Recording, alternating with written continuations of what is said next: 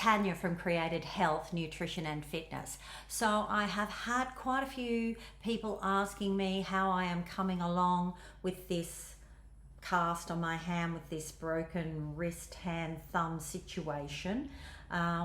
We're nearly at the end of it, which is great, but I thought I would talk to you about some great things that you can do yourself to help if ever you are injured. So one of the most important things that we can do is to make sure that our circulation is functioning optimally. And the best way to do that is to make sure that you are dressed accordingly for the weather. So we know that when we get cold, our circulation slows down. So it's really important to keep your body warm. So you need to be dressing warmly so that your circulation is maintained, because good circulation is very important for healing and repair.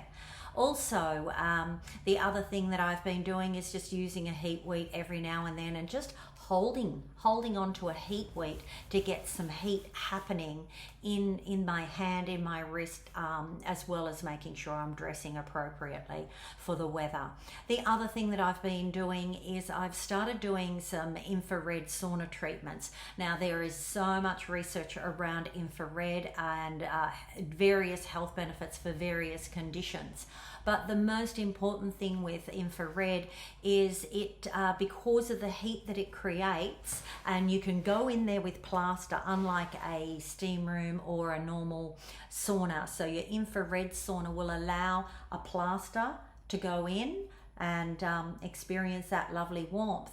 But the great thing about it is it triggers what's known as osteogenesis, the making of new bone cells. So it speeds up osteogenesis, which is really important for the healing and repair process.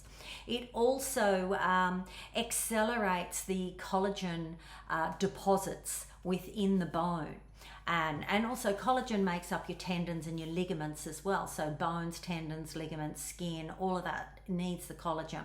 So it actually creates more collagen into the bone when you use infrared. It also, because it increases your body temperature, it helps with circulation via vasodilation, which opens up the blood vessels and allows more blood to pump through. And that's why you need good circulation for your blood, because we know that the blood carries oxygen and it carries nutrients, and your body needs, especially bones, tendons, ligaments, muscles, all of those things need lots of oxygen, and they need certain nutrients so that they can function properly as well as repair. So your circulation is really important for the uptake of oxygen and nutrients. Also, your circulation carries away toxins. So when you've got good circulation, it removes toxins from the body, which happens when there's broken bones and the body is trying to remove that damage, those damaged cells. But also your carbon dioxide is toxic if it gets built up in the system. So your circulation helps to remove that, as well as carrying the blood carries water.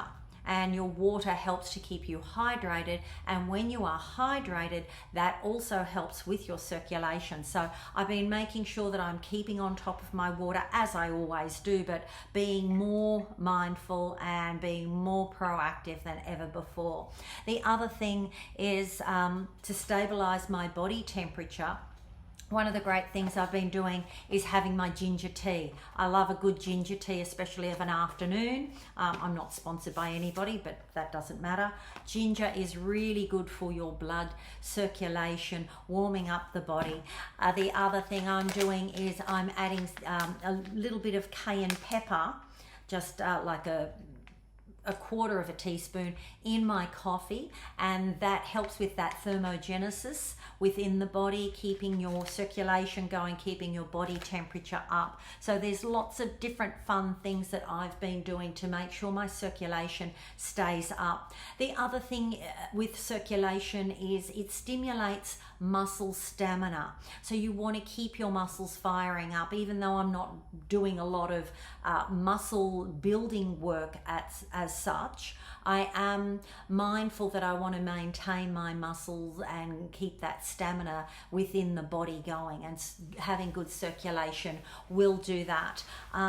Also, having good circulation is really important for all the vital organs of the body. So it's great for your cognition and like memory, recall, clarity of mind. So I'm making sure that I'm exercising each day, whether I'm just walking or stretching or just doing some sort of daily exercise to get that circulation going, because that's really important for all of our organs. And even with circulation with our gut health, you know, if the circulation is slowing down, the gut function slows down, and then the excretion of toxins slows down, and then you get an uptake of toxins in the body, which can be detrimental for health. So really important in regards to circulation, gut health, circulation with your heart and your lungs, because our lungs are carrying that good oxygen through our blood and to all our vital organs. Also, the other thing about good circulation, it supports a healthy functioning immune system, which fights off like viruses and illnesses, but it also fights off infection. So if ever you have hurt yourself or been unwell or had a wound or something, you don't want to get any sort of infection, and having good circulation will make sure that your immune system continues to function correctly.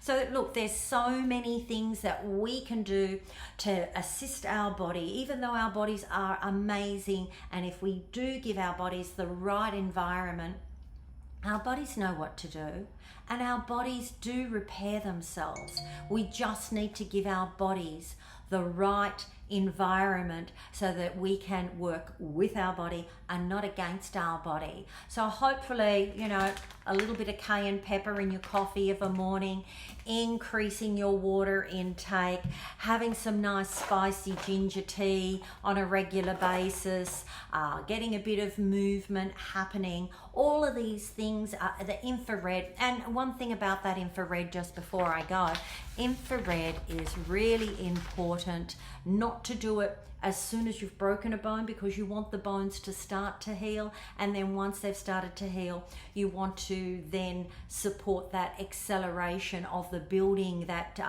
osteogenesis. So you don't want to do it while the bone isn't forming properly. So you need to wait a few weeks post injury before you start that, and you need to start slow. You don't want to do 1 hour straight away and super hot.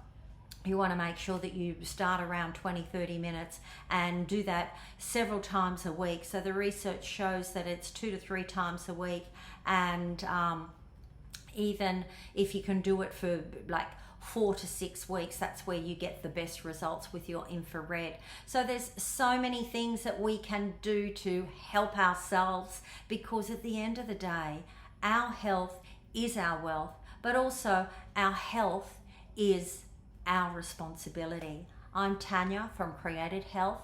Look after yourselves. You've only got one body to live in, so don't worry if you've injured yourself and you feel like you're fighting an uphill battle, because there is a lot that you can do to support your good health.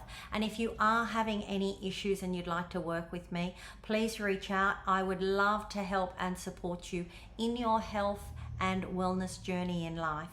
I'm Tanya from Created Health, Nutrition and Fitness.